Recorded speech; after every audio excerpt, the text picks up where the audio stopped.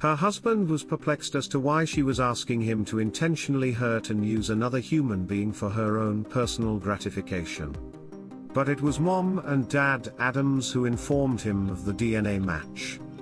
This allowed him to determine April's true origins and was undeniable proof that she was having an affair. Grace began to realize that Ed must now know that it was her behavior that almost caused their breakup before April was even born. At that moment, she realized that Ed must know that it was still going on. It was Ed who was behind what had happened last night. It was Ed who was revealing the hidden facts of her life. Late on a Friday night, I found myself in my office, meticulously assessing numerous candidates who had caught wind of an available position within our chemical company. Operating as a regional manager, our firm specialized in supplying environmentally friendly chemicals for weed control, fertilizer, and soil water retention, a commitment deeply rooted in sustainability. The recent promotions of two of my office staff's husbands had prompted their resignations, with both set to relocate within the next 3 months. Urgency permeated the air as we sought swift replacements. With our sales department overseeing operations across 8 states in the Heartland, this year's sales growth had surpassed expectations, underscoring the importance of maintaining momentum. My executive assistant, Kathy, popped her head into my office to relay the confirmation of interview times for all 8 candidates scheduled for Monday before bidding me goodnight and departing. Meanwhile, my weekly routine of traveling to different states for half-day sales meetings every Thursday not only provided vital support to our sales representatives, but also served as a valuable opportunity for them to address any performance concerns. Over the years, Thursday evenings had evolved into occasions where my wife enjoyed outings with her friends, necessitating the investment in a babysitter. Despite the expense, the dividends reaped from these weekly visits, facilitating personal connections and aiding performance improvements, underscored their significance. Remarkably, over 8 years, not a single member of our team had been lost, a testament to our collective achievements. I just got back today and had time to check on a few cases before heading home. The company has been trying to get me to give up this part of my job for several years now, but I found that time alone gives me a chance to think things through in my own way. With a know-it-all wife and 3 kids, the quiet time spent driving was invaluable. It also saved our branch from having to hire a sales manager. I had experience working in a budget-cutting environment, and I wanted to keep it that way. Our children are in junior and senior high school, and the oldest girl, my pride and joy, is graduating in the fall and attending Southeast Missouri State University. My employer has awarded her a full scholarship. My youngest daughter had just turned 16 and was busy studying for her GED. My wife of 20 years, Grace, was working as an executive assistant district attorney and had held that position the year before our youngest daughter was born. She had just been offered a new position as a lawyer in the federal government, and she accepted. The Fed seemed to like his uncompromising hardball approach. He'd be a fool to turn it down since it was double the money. He was supposed to start work in 4 months. I could never understand him. He was about the same age as me, but he never married. I didn't know for sure, but contrary to rumors, I didn't think he was gay. Every second weekend of the month for the past 15 years, my 3 children have been taken away by my parents so that my wife and I could have some time to ourselves. When they started doing this, my wife and I found ourselves at a crossroads in our marriage. My parents felt that we needed some time to ourselves without the kids. I have to admit it was the greatest gift they could have given us because it gave my wife and me time to find ourselves again. If they hadn't done that, we would have been another example of divorce. They had about 3 months before it was supposed to be over, as Amy, my oldest daughter, was going to work in our senator's office in Washington, D.C. for the summer before starting her undergraduate degree in political science. Some time ago, my father, with my permission, bought each of our 3 children a kit from Ancestry.com, and jokingly submitted them for testing, according to their instructions.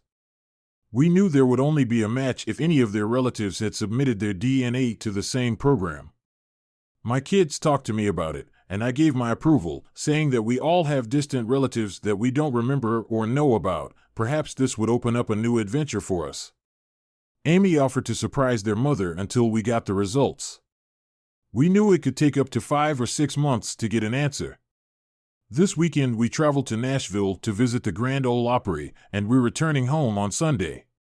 My wife was the one who planned this special trip as a way to create another memory in our life's journey. I met my wife, Grace, in my final year of university at a soccer match. No, I wasn't one of the players on the field. I was one of those no-name grunts selling overpriced food to the spectators in the stands. She was one of the youngest daughters of the medical coach, so she always got free tickets. She had an argument with her boyfriend over some stupidity that one of them took the wrong way. The jostling alternated with the pushing. I found myself in the center of things. She pushed it and stepped aside. He saw her movement and hit me with all his weight from the back. I fell and rolled down the concrete stairs, and the tray of food rolled with me. The next thing I knew, I woke up in the hospital with my head bandaged. According to the doctor, I had 25 stitches because of my split-up forehead. Grace must have felt guilty because she came every day to make sure I was okay. She met my whole family before I started seeing daylight again. They told me later that I was in a coma for almost a week because of internal injuries. When the fog around my vision began to clear, I saw an unknown goddess standing in front of me. At first, I thought I had arrived at the pearly gates and she was my angel guide. Then my friend appeared beside her, clear as light.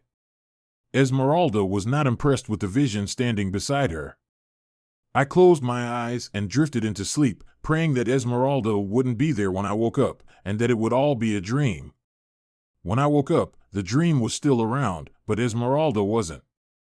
Esmeralda decided she had to find a new sweetheart to mess around with. Her God favored my prayer. Grace stood next to me, never asking me anything while I was slowly getting my life together. I never asked her, but eventually, we started dating. One thing led to another. When we graduated, I went into sales, and she found her first job as a management assistant. At one of the family reunions, her younger cousin asked why she was still single, and she said, "Because Ed hasn't proposed to me." 3 months later, I stood at the altar and watched the goddess walk toward me. Grace was 5 feet 8 inches tall with long blonde hair, deep bluish almost black eyes, and a figure that made men drool. Grace and I married. By the 5th year, we had both reached the point where we were ready to break up. To this day, I couldn't understand why or how we were separated. For all I knew, she didn't understand either. We had just stopped at Lambert's on the way home. To me, this restaurant lived off its reputation. What they liked most was throwing huge buns across the room into the air to be caught by customers because all the other food was outdated, overcooked crap. We stopped at this tourist trap because it reminded my wife of her mother's home cooking. Need I say more?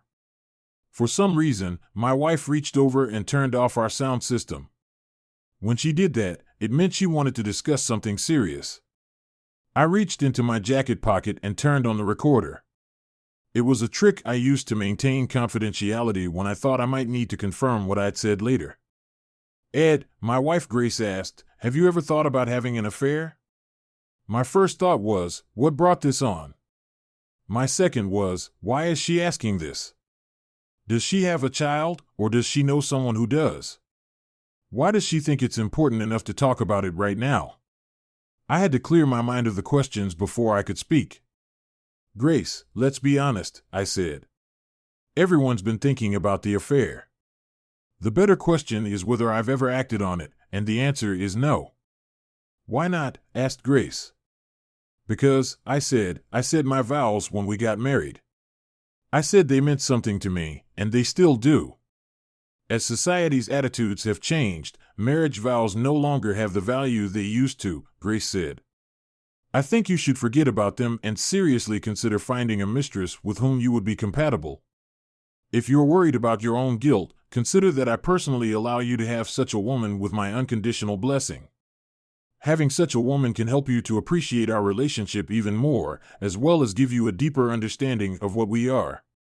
In this way, you will be free to receive the full value and enjoyment of the relationship when you find the right woman you want to have a relationship with, without the burden of guilt." I had a problem with her new point of view because it implied that using other people for her own pleasure and gain was acceptable to her. That was not the case for me. It was a side of her personality that I had never seen before. It made me change my perspective considerably. Answer me this question, my beloved wife, I said. Why is my open affair with your approval so important to you? Have I done something so disgusting to you that you want to find an excuse to destroy our marriage? After 5 minutes of silence, I turned the sound system back on. The lack of response spoke volumes. Grace always had an answer for everything. Now she was silent. I asked myself why. I now believed that my loving wife had a definite reason why she wanted me to have an affair. But why? Regardless of the reason, I now firmly believed that something was seriously wrong in our lives. I knew I had to find out exactly what it was. I had been driving for about an hour. We were about 40 miles from home when I saw my wife turn the sound off again. I reached for my jacket and turned on the recorder. I'm sorry, Ed, Grace said. I guess I've been reading too many Harlequin romance stories. Those ideas must have come from somewhere out of left field. With those words, she turned our sound system back on, figuring that would be the end of it. The problem was that our 3 kids, and I knew she hated those books because they were her mother's favorite books. All her life, she had called them trailer trash, and she was beyond that. Every time her mother handed her the last of her books, Grace would bring them home and throw them in the trash. After driving the last 40 miles, I realized that the one thing I didn't know much about was her Thursday nights with the girls. We didn't consider it something important or serious enough to worry about. On those rare occasions when I was home, she willingly changed her schedule to be home with me. Until today, I had no reason to doubt those nights because I trusted her completely. The problem I had to face was that the conversation I just had gave me reason to question what those Thursday night bachelorette parties were all about. Was she going out with girls to bars and having questionable relationships like one-night stands? When I got home, I realized. Corrected and punctuated version. I had to find out what was going on during her bachelorette party. We pulled into our driveway as our kids did with my parents. When we got inside, I treated both of my parents to a rum and Coke.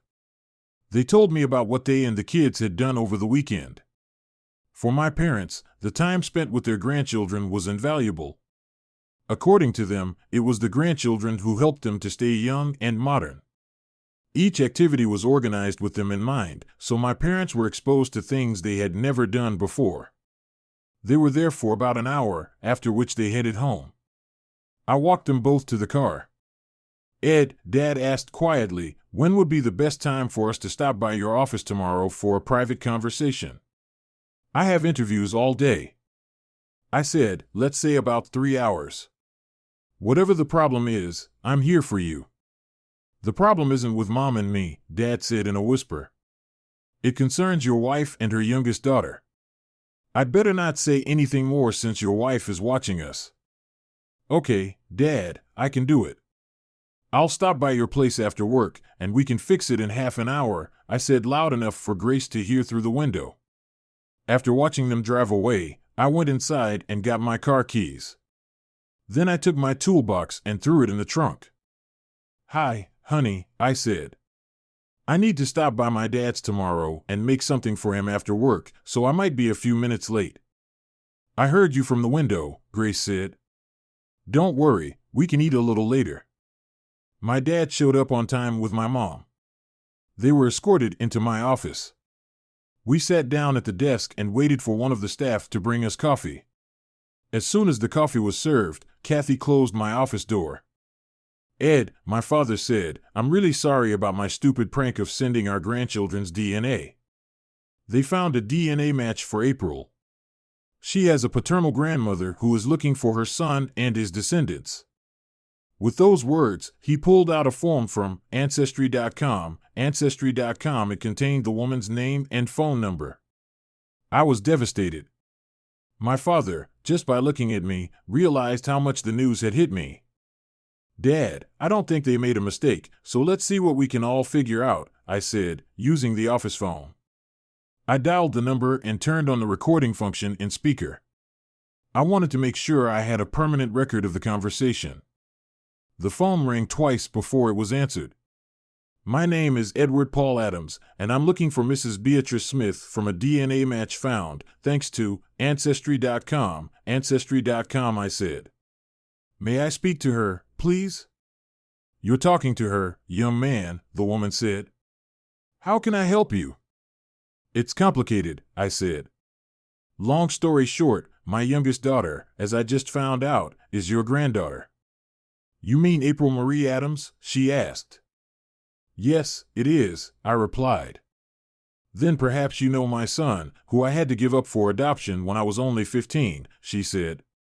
I might if I knew his name, I said. He was adopted by a family with the last name Barrow, and his middle name at the time was Luke Robert, Mrs. Smith said. My face turned white, tears came to my parents' eyes because we knew the name well.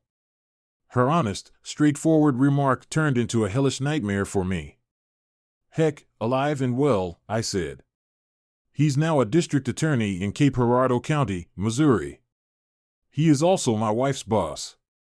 I can tell you that he's never been married, and now I think I know why. Heck, my only child, she said.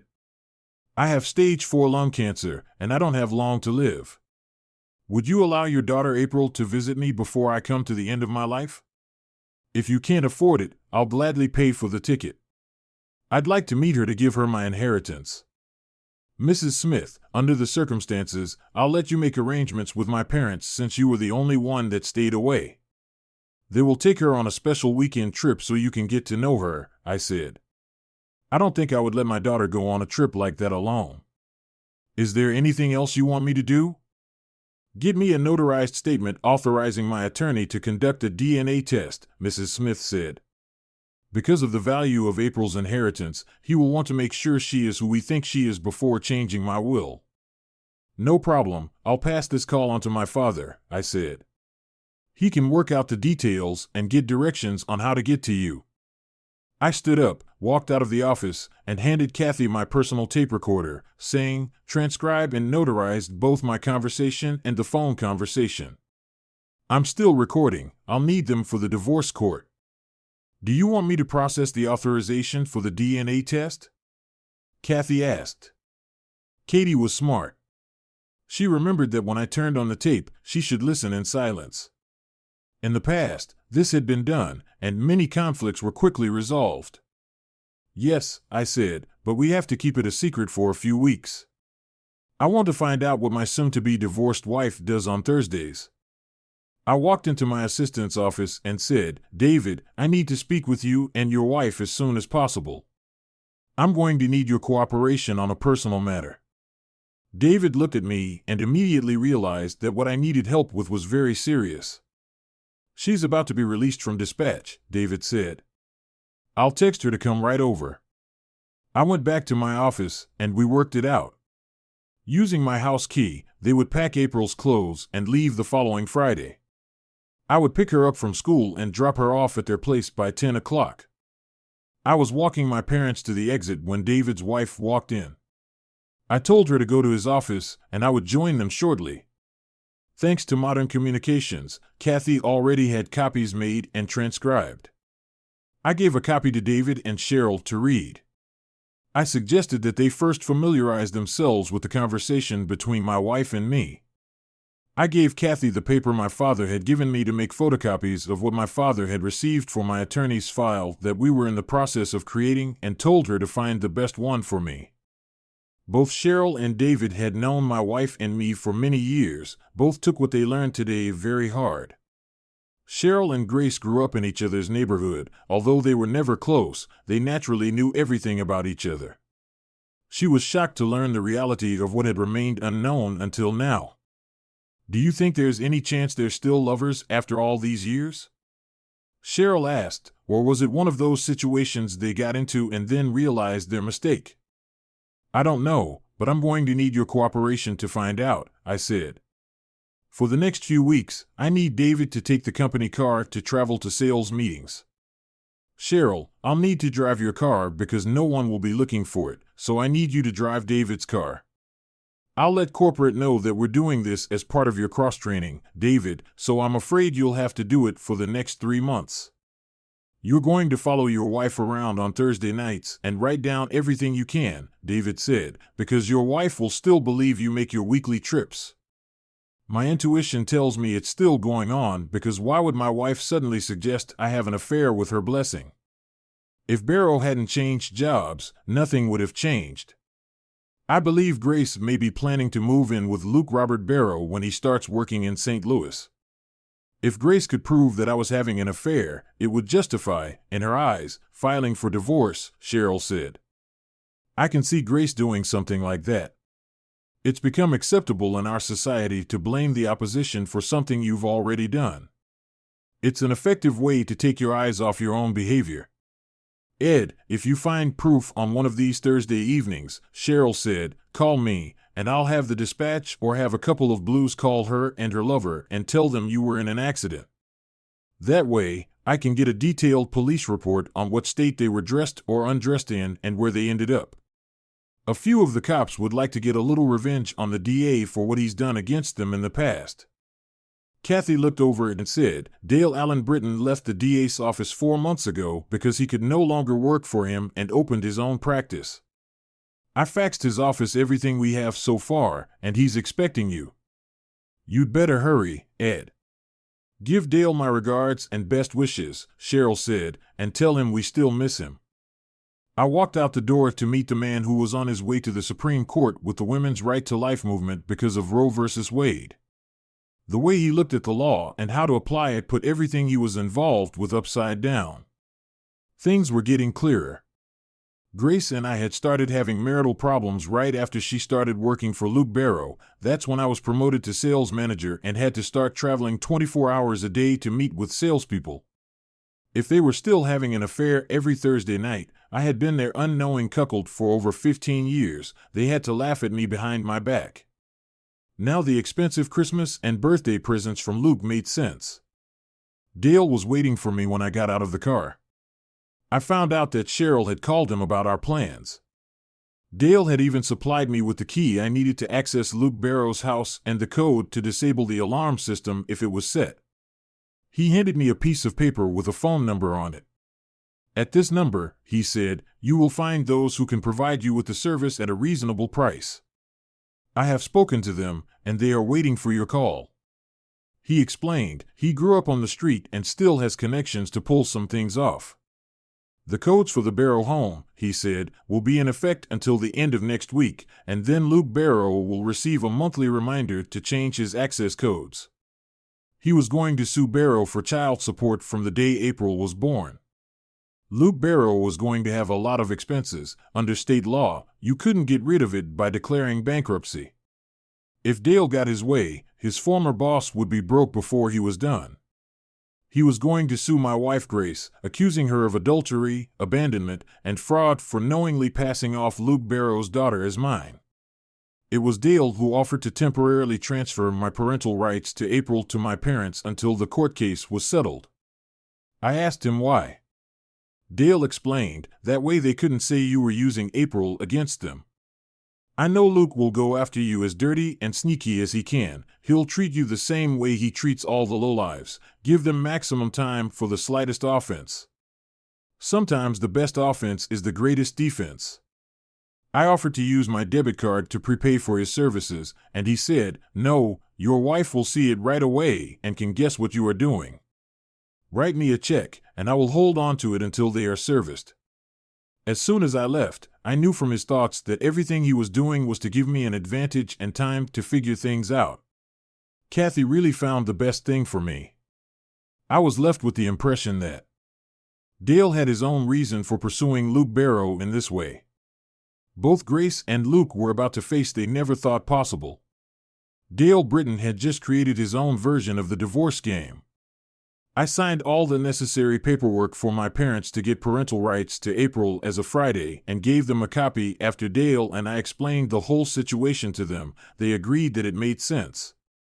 I was waiting for Cheryl to arrive in her 2002-year-old model Ford Taurus. David was going on his first sales trip. Cheryl would leave her car at my place and take David home. My oldest told me that their mom wouldn't be home for dinner as she was going to join the girls right after work. As soon as Cheryl arrived, everything was switched over, and I threw my suitcase in the trunk. "Ed," Cheryl said, "dispatch and all the guys on board all." "Sure, here's the corrected version of the text." "All I need is to know where, thanks," I said. Dale said to call him if things got going, so he could personally serve them. "I'd like to know why Dale wants Luke Barrow out with Dale." "It's a matter of principle," Cheryl said. "Luke has trouble backing up what he says." It was interesting to watch Grace and Luke drive away in their cars. Both stopped at Charlie's Bar and Grill and had a first-class steak each. Then one went one way and the other went the other. I, on the other hand, just pulled up to Luke Barrow's house and waited. Dale's friends and my crew had already set up. I was in a safe place with a direct view of Luke's house. Grace was the first to show up. After entering the code into the box to disable the alarm, she used her own key to unlock the door. We filmed her long enough to see her enter the house. 10 minutes later, Luke pulled up. Grace opened the door to greet him. Her blouse was completely open, and her bra was missing. Her full cleavage was on full display. Luke pulled Grace into his arms and gave her a deep, loving kiss. As they kissed, I noticed his hands began to play with her breasts. As soon as they closed the door, I stopped filming. 6 of the 8 rooms in Luke's house were wired for video and sound. Luke Barrow's neighbor's son was serving a long prison sentence. He agreed to let us use his house as a base. Everything that was filmed at the Barrow house was streamed live to all the Facebook pages they were connected to. We found out that I had a crew following my car because Grace believed I would take the bait and start looking for a new mistress as early as tonight. Since she knew my schedule, they hooked up with a prostitute they hired because she knew my taste. I texted Cheryl to let her know what I had just overheard. She called her husband David to let him know. Being a former Marine, he took direct protective action and intentionally drove his car off the road at 10 o'clock at night. He then had to call a tow truck to get it out. He called his wife to report the accident. She texted me. I replied that everything was fine and gave her the address. While I waited to see what would happen, I slipped over to the Barrows' house and took the valves out of all the tire rods on their car because I didn't want them to have a chance to start cleaning up the mess. They wouldn't be going anywhere for a long time. The police officers, flashing their blue lights, pulled up to the house and began looking for Grace Adams. Luke Burrows tried to deny her presence until the officers pointed out that her car was parked in the driveway. Finally, Grace appeared in the doorway wrapped in a sheet. "Mrs. Grace Adams, your husband Edward Paul's car was involved in an accident near Little Rock, Arkansas. It was your parents who offered to find you here when you couldn't be found." I took great pleasure in seeing Grace's face turn white. The policeman had deliberately lied to her to make them both uncomfortable. After that, the police officers got into their cruiser and drove off, and I followed them. Everything was recorded and streamed live on Facebook. We had proof that the case was ongoing, and so did the people of the Cape. At midnight, my oldest daughter Amy called. "Daddy, Mom isn't home yet, and my calls are going to her answering machine. I'm starting to worry. She doesn't usually come in this late. What should I do?" "Call Luke Barrow and ask him to put you through to your mother," I said, sending her the number. "What does her boss have to do with this?" Amy asked. "He's been her girlfriend on Thursdays for over 16 years, I said. I hung up and sent Amy part of a clip of Grace in a sheet talking to the cops and Luke Barrow wearing nothing but pajama pants from the burning phone. 10 minutes later, Amy called again and said, Mom's phone suddenly worked again. She called me. She said she was on Lower East Broadway with 4 flat tires. I realized she was lying and told her it couldn't be true because it was right next door to Luke Barrow's house. She said she was telling me the truth, and I told her I saw a clip of her and her lover talking to the cops. She told me what the clip was, and I sent it to her. Mom couldn't explain to me why she was wearing a sheet. I wasn't expecting her home for a few hours, but you could do me a favor and open the front door, I said. I was getting out of the car when my daughter Amy saw me. She watched me take my suitcase out of the trunk and walk toward her. No sooner had I set my suitcase on the floor than my cell phone rang. It was Dale Allen Britton. I answered it and put it on speaker.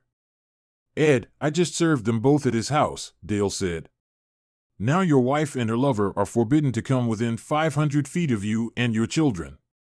I will notify the Cape Police Department before I return home." "Do yourself a favor, don't talk to her at all," Dale added. "If she shows up even for clothes, call the police." "Got it?" "And so did my oldest daughter," I said. "Thanks, Dale." "Amy, go open the garage so I can move Cheryl's car into it," I said. "I have to be in Little Rock." That's what we did. "Dad, is that why the locksmith came around 6 to change the locks?" asked Amy. "Yeah, it was done at the last minute," I said. "I got Kathy to order it because it was becoming obvious that it was going to go the way we planned." "What brought this on?" asked Amy. "The DNA test your grandfather sent to Ancestry.com, Ancestry.com, I said. "They got a match on April. He told me about it at work on Monday. When I contacted the woman, it turns out your mother's boss is her son, who she gave up for adoption when she was 15. Amy, my daughter, lost her temper. I held her tightly until she calmed down. Then we turned off the lights and went into the kitchen to talk quietly. I turned on the tape recorder and let Amy listen to the conversation her mother and I had when we were driving back from Nashville. It was very informative to hear her mother's words from her own mouth. "Why does Mom want you to have an affair, Dad?"